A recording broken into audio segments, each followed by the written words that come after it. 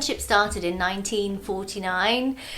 The original BA actually says something like it was felt that a comprehensive scheme could be drawn together and modified where necessary to suit any particular demands or any particular trade or special circumstances. And then it goes on to list construction, engineering, those kinds of professions. But since then, it has grown. So if we think that's 74 years ago, and if I just think about that for the moment, the original campus that we're in now, the Coutanchet campus, was built as a result of the expanding apprenticeship. Prior to that, it was in Grange Road, in the old education building there. That's where apprenticeships were.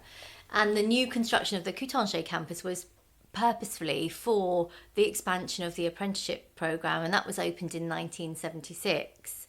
So if I just think about the last 74 years, probably there's been over 5,500 people that have been qualified as professionals in the apprenticeship scheme. There's probably something like 60,000 lots of exams that have been taken, maybe 450,000 types of assessments, and maybe over 800,000 lessons that have been done that are all part of the apprenticeship. But I think it's much more than that. So if you think about the last 74 years, apprenticeship started initially mainly in construction engineering. So if you think about every building that has been built in the last 74 years, almost certainly it would have had an apprentice working on that building. Every haircut that has been done, meals that we eat in our beautiful restaurants, all of those places will have had at some point an apprentice working in them. When the scheme started, it would have been construction and engineering would have been the lead. Yes. I'm guessing gardening, horticulture. There must be such a wide variety. Yeah, that's right. So at the moment we have 18 different professional pathways. Construction and engineering professional pathways, and often we see from our alumni that people may have started a construction apprenticeship but actually have gone on to have their own business, and in some cases are chief executives of much bigger businesses. So it's a really good place to start your career, but also for people that might be thinking of changing career, to get those professional qualifications, expertise, and real finely tuned skills in any given profession. So we've got 18 different pathways, obviously the construction engineering ones. We also have hairdressing, hospitality, which is the professional chef qualifications, but also hospitality supervisor. So for those people that are working either in restaurant or hotels, offering the sort of front of house service. We have new apprenticeships for us, relatively new in retail, early years, adult care, as well as horticulture you've mentioned. So a huge range of different apprenticeships. And in construction, there's a number of different professional pathways. So we've got carpentry and joinery, built environment, which is architectural technology, plumbing, painting and decorating, trowel trades. And then in engineering, of course, we've got motor vehicle technology, manufacturing engineering, fabrication and welding, and electrotechnical technology. That's a mouthful, but that's to qualify as a professional electrician. So a huge range. They sound like they have such different skill sets attached to each of them. Some of them sound like they'd be almost creative. Like in my mind, to be a carpenter or a painter and decorator, you would have to be creative to be able to visualise what you're working on. But I'm guessing, and the same obviously for hairdressing and beauty and horticulture, but I'm guessing there's academic intelligence needed as well, because if you're working in carpentry, presumably you need to be able to kind of think of the equations needed to do the build that you're working on. I'm really glad you asked me that, because vocational, technical and professional education is not academic. And what I mean by that is in order to do something, you have to know something. You have to know how to do it, and you have to know what happens if you don't do it right. And you also have to be able to apply that learning to every given specific circumstance. So, yes, there's a huge amount of theoretical knowledge and understanding which has to underpin any practical action that's happening. And that's the brilliant thing about apprenticeship style of learning, is not only are you getting all that technical understanding and underpinning theory from the college's perspective, as well as some of the practical tasks that you need to do, but you're just embedding that in your workplace with the support of your employer, and that it's a beautiful sort of three-way relationship really between the employer, the apprentice and the college, where all of those things are critical to the success of that learning. In my mind, and I guess you're going to tell me this is incorrect, but my mind conjures up an image of an apprentice as being a young adult, late teens, male, and working with their hands, as we've said, into construction. But you mentioned just before that actually apprenticeships are open to people wanting a change of career.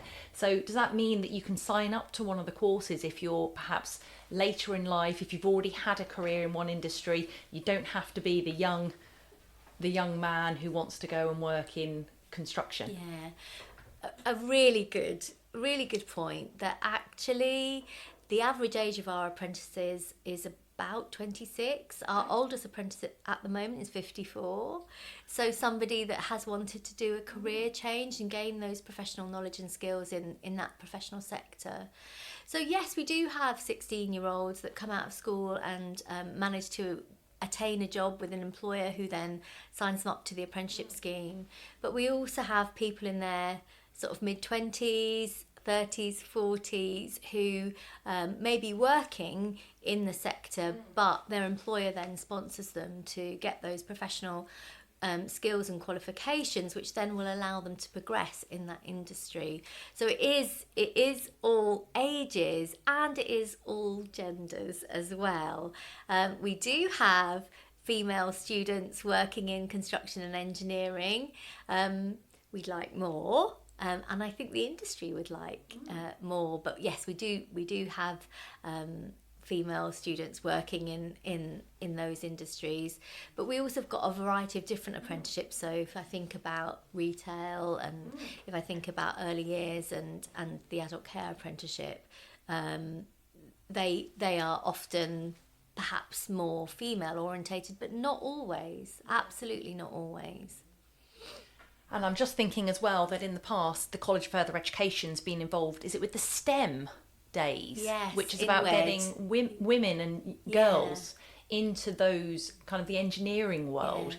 And that's been very successful, hasn't it? And you said more girls and young women, older women, are being encouraged to enter, construction and engineering, as well as, I'm guessing, more men, to do the hairdressing and the childcare courses. They're all open to everybody, you said. Absolutely, yeah. And you mentioned International Women in Engineering Day, which is an event that we usually host on an annual basis, and it is about encouraging more young women and girls into engineering and STEM subjects. And we know, don't we, that actually diversity in a workforce brings so much. It's different ways of thinking, different ways of seeing problems, and a really good, creative, ambitious workforce is a diverse workforce. So yes, there's no particular, there should be no barrier for anybody who's interested in gaining those professional skills and entering an industry.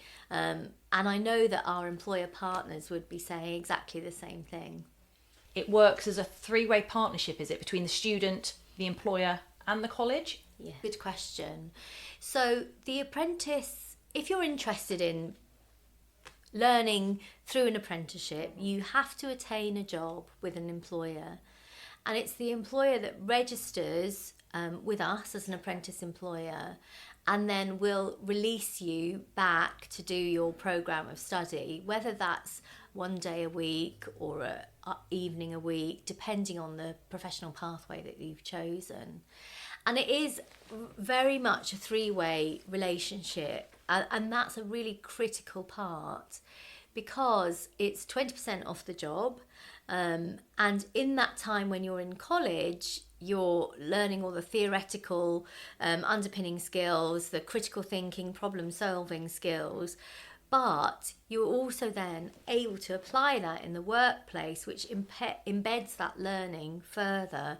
And so what we know is that challenges that apprentices have in the workplace, they're able to bring back in to college to talk through with their teaching team, and challenges that we might provide the apprentice, they're able to take back into work and work with their employers to support them to find the answers to those challenges. And that really sort of cements the learning and the technical professional skills that you might need. And I think the other really different thing about an apprentice is that because you're working effectively full time, you're completely immersed in that professional community. So all the behaviours and the language and the skills that we all have in different professional sectors, I'm sure there's a way of talking in your industry that, you know, the words and the phrases that you use that is understood by your industry. Well, as an apprentice, of course, you're immersed in that industry all the time, so you're picking up all of that behaviour, that professional behaviour that you need to excel in that industry. So that relationship between those three important parts is really critical to success. It seems to be that there's so many reasons why students would want to do it. Yeah. But I'm guessing that the courses have all evolved over time. Does it change based on feedback from each year, one year to the next? Or is it done more widely based on kind of teacher feedback and industry demands? Yeah. Industry demand is the primary driving force of how we create an apprenticeship and how we might adjust an apprenticeship, because the bottom line, I suppose, is that an apprenticeship is designed to meet the needs of an industry, and if we're not doing what is current in practice, then we're not doing the right service to our students and our employer partners. So I'll give you a really good example. Last year we launched a new apprenticeship working with a number of different employer sectors called the Island Operative, and it was as a result of a number of different employers coming to us and saying, this is what we need an apprenticeship program that does these things, has these skills, has these qualifications, has these technical expertise within it. And together we were able to co-create that curriculum which met local industry demands, also met the apprentice demand, and we know that service, those apprentices are, you know, future-proofing the technical skills and expertise for those industries. Yeah. So it is very much a partnership working with local employers and making sure that the curriculum that we put on is what they need, and if there's something that we're not doing, then adjusting the curriculum accordingly. And you mentioned earlier about some of your success stories, and I'm guessing a lot of the people, industry leaders in Guernsey today, are former apprentices. Is that fair to say? Yes, absolutely. So when we had our 70-year anniversary, we did a call out for alumni apprentices to see if we could get 70 from the 70 years that it had been in existence, and we didn't do too badly. I think we got something like 59 or 60. The oldest apprentice that we had at that time had done his apprenticeship in 1954, I think. Wow. So quite soon after apprenticeship opened up, and he was an electrical apprentice. But there's a huge number of people in our community, well-known names and faces, that started their career as apprentices. And in fact, quite a number of our lecturers started their career as apprentices in Guernsey. And even our director of apprenticeships was an apprentice himself in the college. So it sets you up for lifelong career. Or if you're a mid-career changer, you know, for the next steps. Yeah. So how does that work if you are mid-career then? As you said, your oldest apprentice currently is in their 50s. If you were thinking, well, actually, I fancy a change of career, but I've never learnt how to do that I'm really interested in. Yeah. What's the first step? Is it just to make contact with the college and make that inquiry? Yeah, so you could make contact with us. We have a number of open events during the year, so you could always come in or just email future@gcfe.net and someone will answer your inquiry. But you probably gathered that we work really closely with employers, and so we do on our website. We have employer vacancies as well, so if employers are looking for apprentices, we're able to post them on our website. And what we try and do is do a matching process as well. So if we know we've got 4 people that are really interested in, let's say, becoming an electrician, we'll do a shout out to our apprentice employer partners to see if anybody's recruiting, and then see if if there's a match there.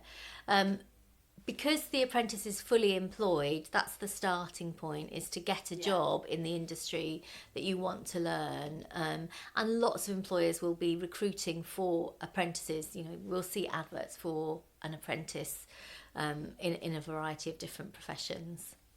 The number of courses has expanded hugely over the 74 years. Are there any more to come? Any different areas to expand into for apprentices or would-be apprentices in the island? Yes. So we're in constant conversation with industry as broad as that, really. At the moment, we have been doing some more detailed work looking at the possibility of a project management apprenticeship. Project management is something that appears in all sorts of different sectors, and we had an engagement event before Christmas, and it seems that there may be an interest in that. Now, that would be a higher education apprenticeship, so perhaps better described as an executive apprenticeship, I suppose. So we're in discussion with the professional sector body and also other employers about whether that really is a need for the island. We're also looking at administration apprenticeships potentially, as a island with a big finance industry, a big civil service industry, and many other sectors that support those. Administration is one of the big areas of employment on the island, and so we're working with employers to see whether that would be viable. We've also started to explore whether warehousing and logistics may also be another area for apprenticeship. So really, anybody that's listening to this, if they're from an employer sector that I haven't mentioned, but they think, actually, I think an apprenticeship in my professional area would be really useful, then do get in touch. And we know actually from international research that if you have an apprentice in your business, you're more likely to retain them. So, we know that there's lots of employment gaps, don't we, currently in our community. The research around apprenticeship says that if you have someone, your retention of that member of staff is likely to be longer. You also become a more attractive employer for other jobs, for other people to apply to, because you're invested in training and development. An apprentice tends to stay with their employer and tends to stay and progress. So thinking about long-term succession planning and talent pipelines, that's a mouthful to say, an apprenticeship is a really good fit for our context, where we know that we always seems to have a shortage of people applying for jobs. And I know from my work, and I'm sure you're the same, every employer that you speak to is got vacancies or is struggling to recruit. And I think it will be quite easy to prove that actually for many employers, retaining staff is less about kind of what they're earning and things like that, but more about actually the value placed in the staff.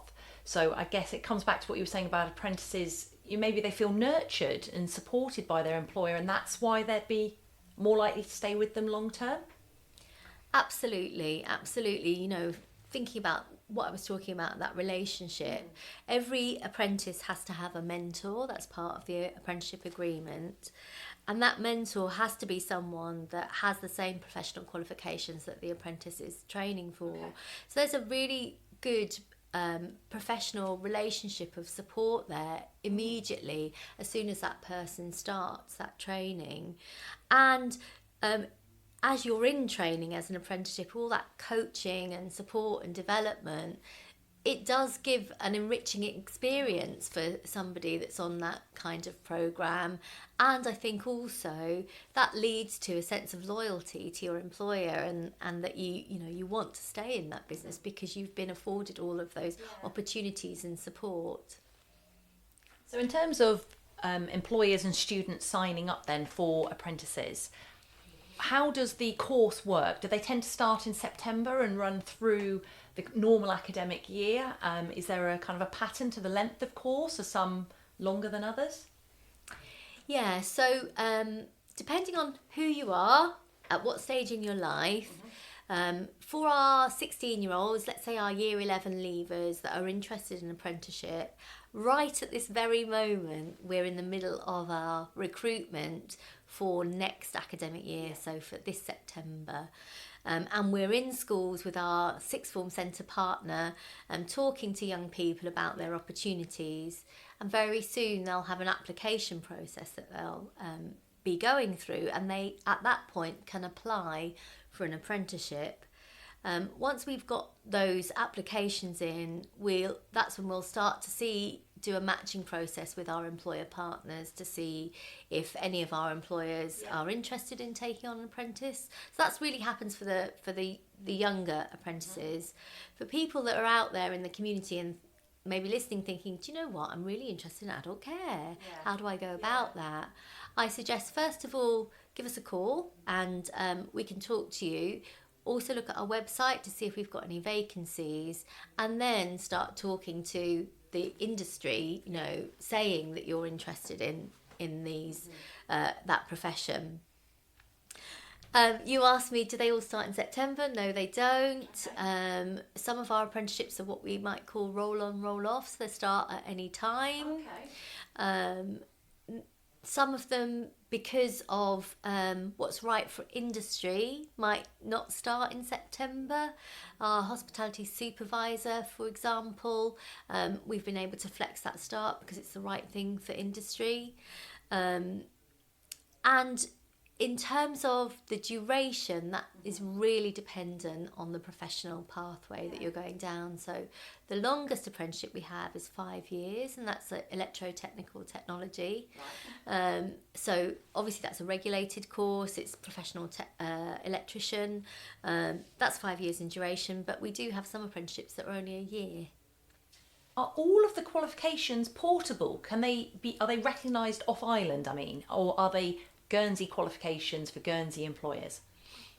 And again, that depends on your professional pathway.